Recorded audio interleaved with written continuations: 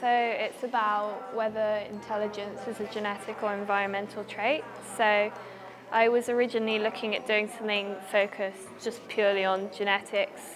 I looked at doing genetic editing and the ethics of that, and then I sort of delved into the nature-nurture side of it, and I found that quite interesting. So this is how I sort of, after a bit of further research on that, that's sort of how I came to my title.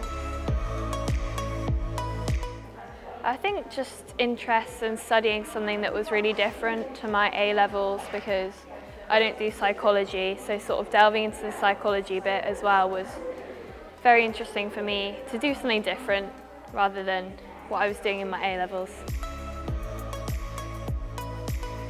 I found out that, I think I've got it on here, IQ really correlates with sort of life expectancy and disease risk. So yeah, it says a standard deviation of 15 points above average decreases risk of illness and mortality by up to 25%, and that's for things like strokes, heart disease, and yeah, a number of different things. But it's really interesting that something sort of you would think of as psychological can have this like broader impact.